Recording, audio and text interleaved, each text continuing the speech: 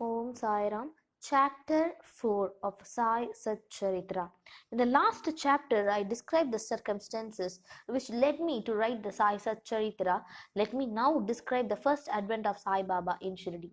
Lord Krishna says in Bhagavad Gita, whenever there is a decay of dharma and ascendancy of unrighteousness, I manifest myself, and for the protection of the virtuous and the destruction of the vicious, and for the establishment of righteousness, I manifest myself in age after age.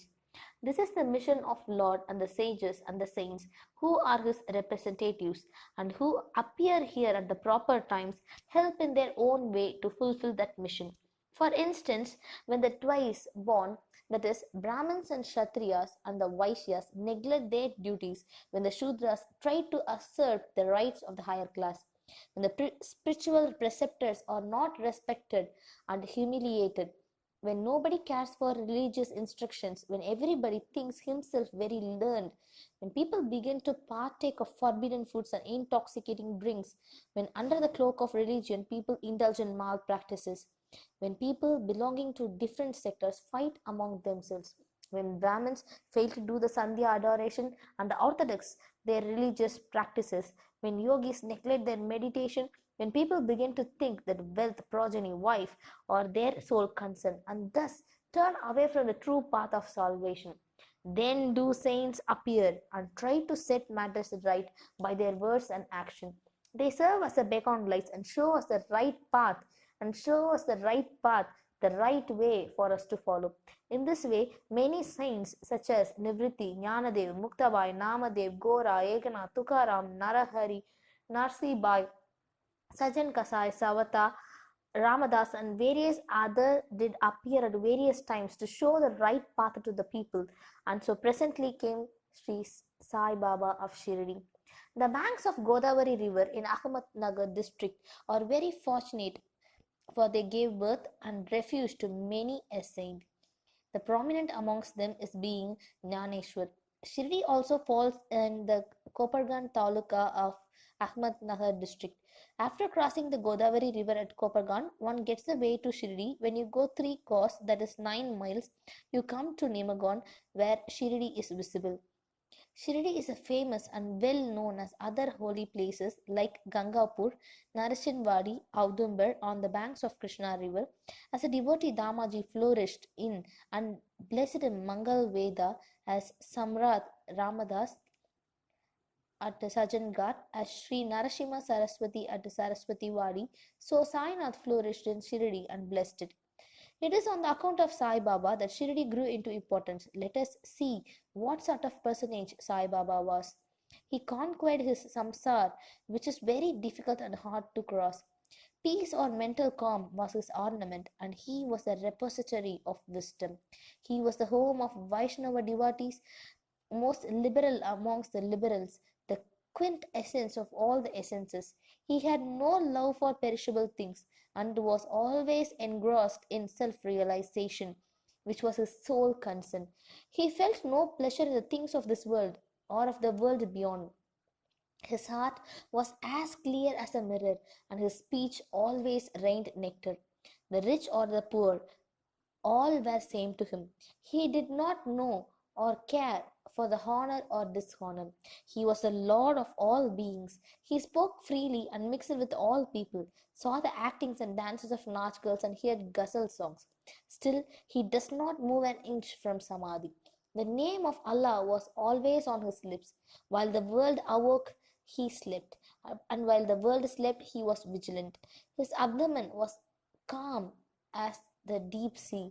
His ashram could not be determined, nor his actions could be definitely determined. And though he sat in one place, he knew all the transactions of the world. His darbar was imposing. He told daily hundreds of stories. Still, he does not move an inch from his vow of silence. He always leaned against the wall in the masjid or walked morning, noon, and evening towards the Lendi and Chavadi. Still, he at all times abided in self. Though a Siddha, he acted like a Sadhaka. He was meek, humble, and egoless, and pleased all. Such was Sai Baba, and Sai Baba's feet treaded the soil of Shirdi. It attained extraordinary importance. As Jnaneshwar elevated Alandi, Eknath did to Python, so Sai Baba raised Shirdi. Blessed are the grass, leaves, and stones of Shirdi, for they could easily kiss the holy feet of Sai Baba and take their dust on their head. Shirdi became to us devotees another Parantpur, Jagannath, Dwaraka, Banaras, and Rameshwar, Batri Kedar, Nasik, Triambakeshwar, Ujjain, and Mahakaleshwar or Mahabaleshwar Gokran. Contact of Sai Baba in Shirdi was like our Veda and Tantra. It quieted our samsara, the world of consciousness, and rendered self-realization easily. The darshan of Sri Sai was our yoga sadhana, and talk with him removed our sins. Shampooing his legs was our bath in Triveni Prayag, and drinking the holy water of his feet destroyed our desires. To us, his commands were Vedas, and accepting his Udi and Prasad was all purifying. He was our Sri Krishna and Sri Rama who gave us solace, and he was our Parabrahma. He was himself beyond the power of, never dejected nor elated. He was always engrossed in his self as existence, knowledge, and bliss.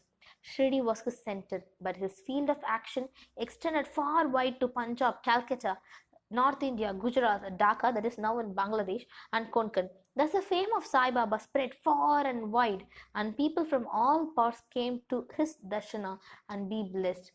By mere darshan, minds of people, whether pure or impure, would become at once quiet. They got here the same sort of unparalleled joy that devotees get at Paranpur by seeing the Vithal. This is not an exaggeration. Consider what a devotee say in this respect. An old devotee by name Goulibuva, aged about 95 years, was a Varkari of Pandari. He stayed 8 months at Pandarpur and 4 months on the banks of the Ganges. He had an ass with him for carrying his luggage and a disciple as his companion.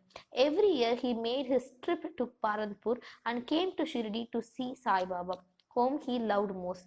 He used to stare at Baba and say, "This is Pandarinath Vittal incarnate, the merciful Lord of the poor and helpless." This Goulibuva was an old devotee of Vithoba and had made a trip to Pandari, and he testified that Sai Baba was a real Pandarinath. Sai Baba was very fond of remembering and singing God's name. He always uttered Allah Malik, that is, God is Lord. Allah Malik is God is Lord. And his presence made others sing God's name continuously day and night for 7 days. This is called Nama Saptaha. Once he asked Dasganu Maharaj to do the Nama Saptaha, he replied that he would do it, provided he was assured that Vithal would appear at the end of the 7th day. Then Baba, placing his hand on his breast, assured him that certainly Vithal would appear, but that the devotee must be earnest and devout. The Dankapuri Thakur of Thakurnath, the Pandari of Vithal, Dwaraka of Ranchot is here, that is Shirdi. One need not go far out to see Daraga.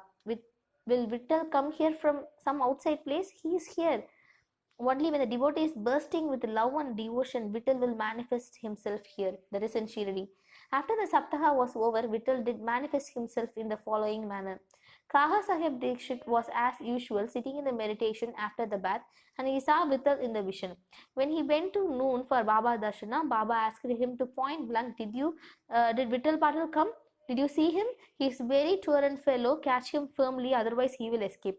If you be little inattentive. This happened in the morning, and at the noon there was another Vittal Darshana. One hawker from outside came there for selling 25 or 30 pictures of Vithoba. This picture exactly tallied with the same figure that appeared in the Kaha Sahib vision. On seeing this, remembering Baba's words, Kaha Sahib Dikshit was very much surprised and delighted.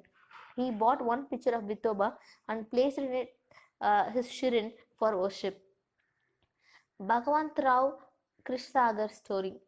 How fond was Baba for Vithal worship was illustrated in Bhagavantrao's story. The father of Bhagwantra was a devotee of Vithoba and used to make trips to Paranpur. He also had an image of Vithoba at home, which he worshipped. After his death, the son stopped everything, the trip, worship and Sharada ceremony, etc. When Bhagwantra came to Shirdi, Baba, on remembering his father, at once said, "His father was my friend, so I dragged him, that is the son, here. He never offered Naivedya, that is food, and so he starved Vithal and me. So I brought him here. I shall remonstrate him now and set him to worship." Thus Ganu's bath in Prayag. The Hindus think that bath in the holy Tirth of Prayag, where the Ganga and Yamuna meet, is very meritorious, and thousands of pilgrims go there at periodical times to have a sacred bath there. Once, Dasganu thought that he should go to Prayag for a bath and came to Baba to get his permission for doing so. Baba replied to him, "It is not necessary to go so long. Our Prayag is here, believe me." Then the wonders of wonders happened.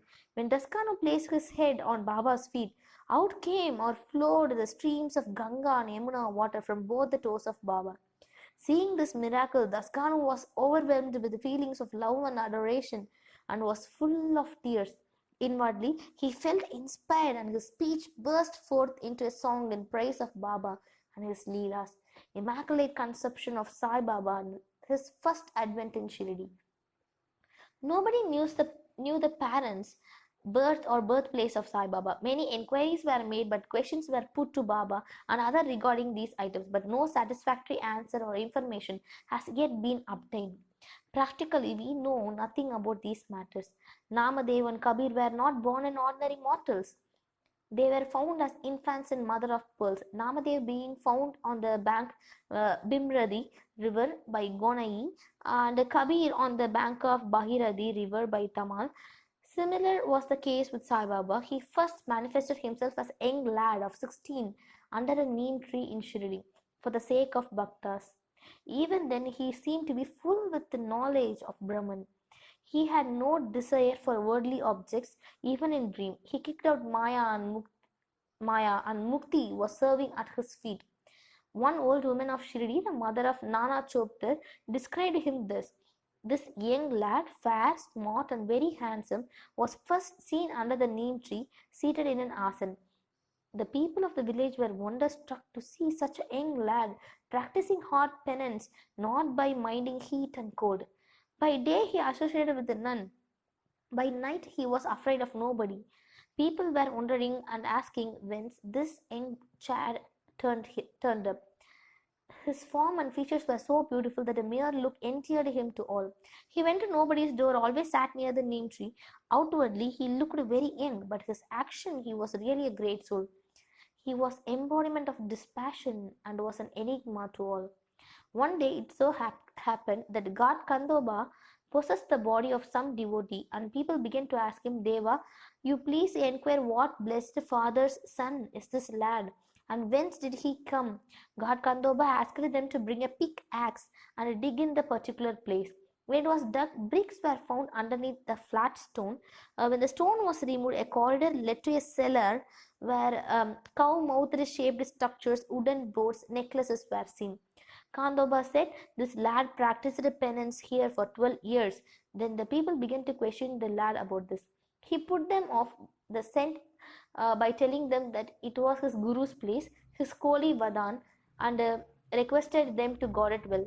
The people then closed the corridor as before. As Ashwatha and Audumbar trees are held sacred, Babas regarded this neem tree equally sacred and loved it most. Mahalsalpadi and other Shirdi devotees regard this site as the resting place of Baba's Guru and prostrate before it. The Threevadas.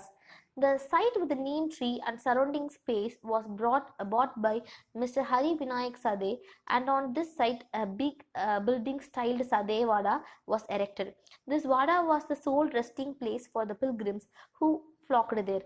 A par, that is a platform, was built around the neem tree, and loft with steps were constructed. Under the steps there is a niche facing the south, and devotees sit on the platform facing the north. It is believed that he who burns incense sticks there on the Thursday and Friday evenings by God's grace will be happy. This Vada was an old and wanted repairs. The Sansthan has made the necessary repairs, additions and alterations now. Then after some years, another Vada, that is Dikshit Vada, was constructed. Kaka Sahib Dikshit, the solicitor of Bombay, had gone to England. He had injured his leg by an accident there. The injury could not got rid of by any means. Nana Sahib Chandorkar advised him to try Sai Baba. So he saw Sai Baba in 1909 AD and requested him to cure rather the lameness of his mind than that of his leg. He was so much pleased with the darshan of Sai Baba that he decided to reside in Shirdi. So he built a vada for himself and other devotees. The foundation of this building was laid on 10/12/1910. On this day, two other important events took place. Mr. Dada Saheb Kabade was given permission to return home, and the night Arati in Chavadi was commenced. The Vada was complete and was inhabited on the Ramanavami day 1911 AD with due rites and formalities. Then the another Vada or mansion was put up by the famous millionaire Mr. Booty of Nagpur. Lots of money was spent on this building, but the entire amount was well utilized as Sai Baba's body is resting in this Vada, which is